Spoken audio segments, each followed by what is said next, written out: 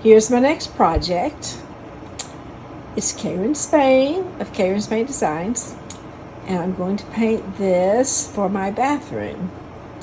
And I'll explain when I'm filming me painting. Okay. Just thought I would do a little panoramic around my studio. That's the screen that I always have in between where I work and the rest of my studio, which is all kinds of things. It's a place to sit. It's a place to exercise. Oh no. Okay, I've got to move something before I film this. Oh. Okay. That's originally for grandkids to paint and do their projects. They're getting too big to do that stuff now. So, and my sink is way down there where I wash my brushes.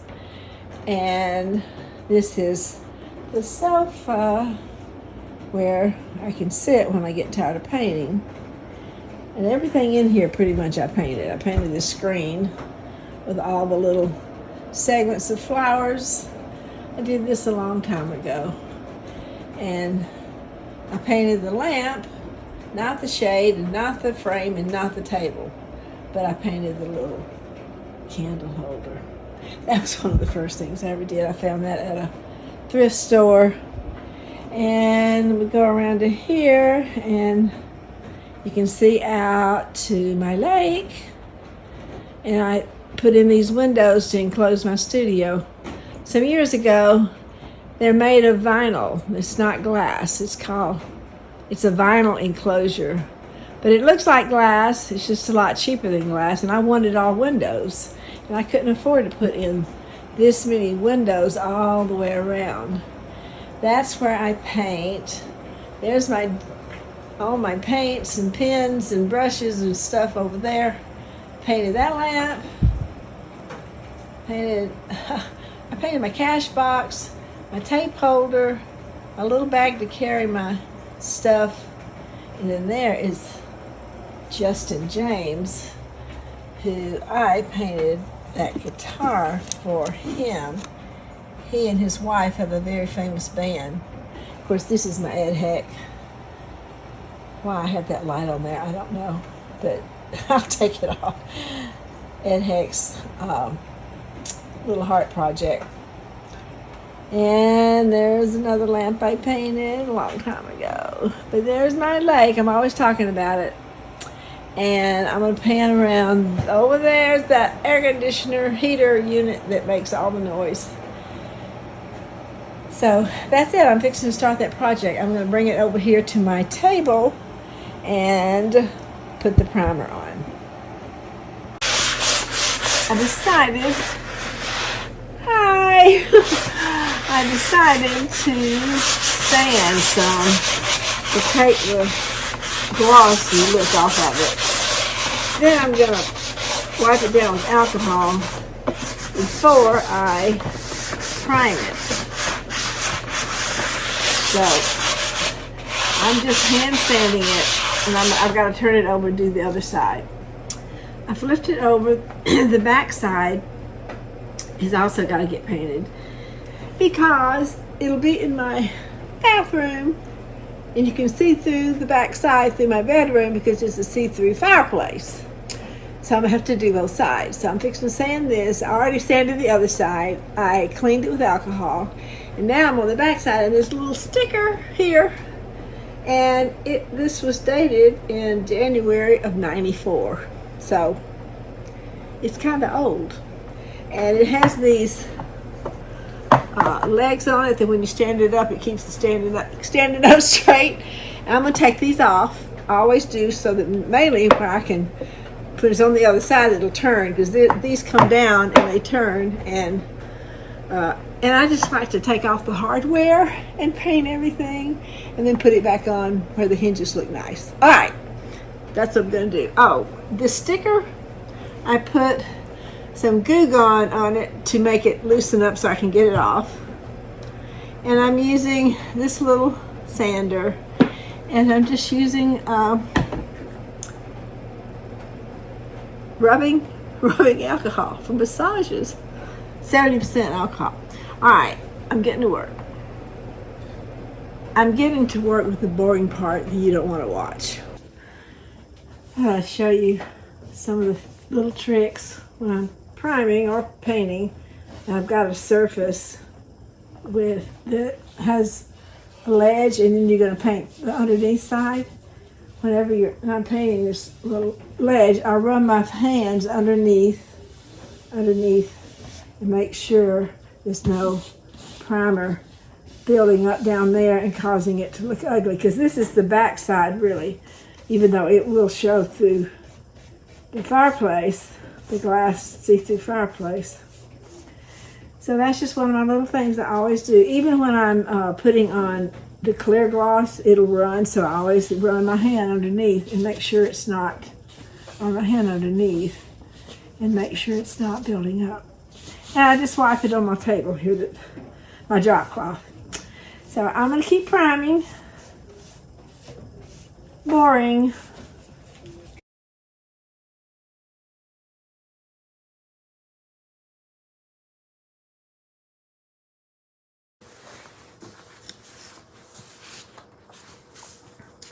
I got it primed.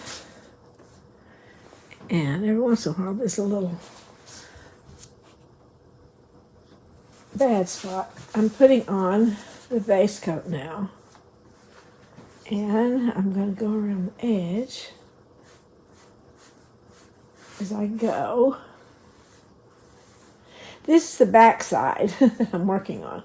I decided to go ahead and get it done.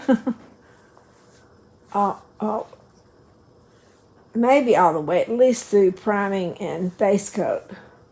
And then when this dries, I can turn it over and see I'm wiping off the paint that gets underneath here. Even though I'm going to have the same paint under there, I don't want it to dry lumpy, bumpy, streaky, whatever, because it will if you don't get it off.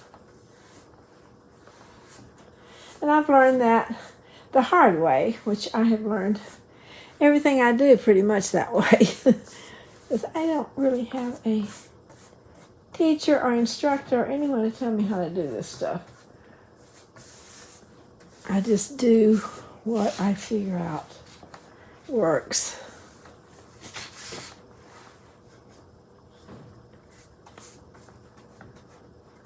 I want to go very lightly over where these holes are for the screws, so that I'll be able to get the screws back in without a problem. So I just very lightly go over that. Okay. And I'll just continue this process all the way around this big screen. And there's another little piece. Get off there. I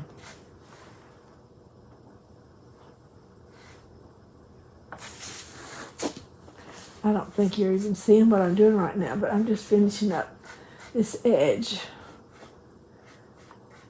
Oh, if I only had somebody to follow me around with this camera, it would be so nice. And while I was letting the primer dry, and see, I've got all that. I can actually set the paint up there. Well, I haven't painted that part yet.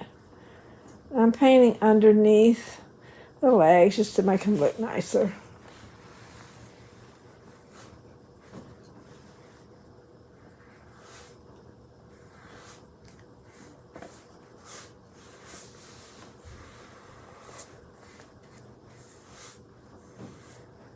It's a rainy day. I don't have any lights on in here. See that paint that I get off from there.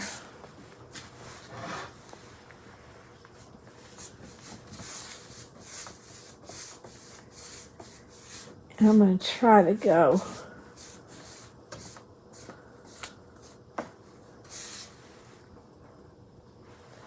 all the way up to the top. I'm going to turn it. Thus, the value of the lazy Susan. It's invaluable. so that I can just turn it as I go. And I'm going to turn it all the way back around so I can get this end done.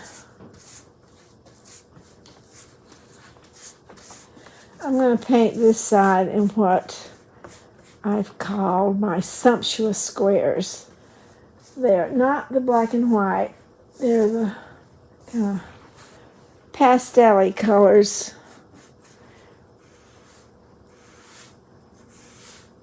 Anyway, you'll see when I get there. I've done it before on a few of my projects. It's very pretty. So let's just smooth this out. There. This paint, I have to get it done quicker because it dries. So I'm going to finish doing this. But you see, this is the base coat. And I'm using the bone white, which is the color of the trim in my house. So it makes everything I paint go with wherever I want to put it in my house. Because all the trim is this color. It's one of my favorite whites.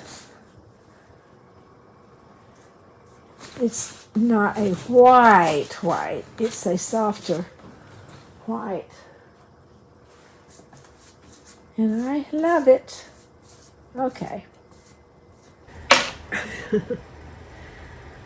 I got this all base coater is dried, and I decided on my design for the back. I'm working on the back first, and I'm going to have my sumptuous squares all over the inside of it, but I'm going to have a border of my black and white all the way around. And I dropped my pen. Got it back. Anyway, I was going to show you. We put it up here. I'm just going to roll off. Now, let me show you. You honestly probably can't really see, but I measured all across right here at that line, and it was 29 inches, which I'm treating this as a rectangle. And for a rectangle, you need an odd number for it to come out. Say I were doing black and white squares, my royal squares across here, I would need it to start and end in black. And so for that to happen, I need an uneven number. And so for 29, what did I say it was? 29 isn't uneven.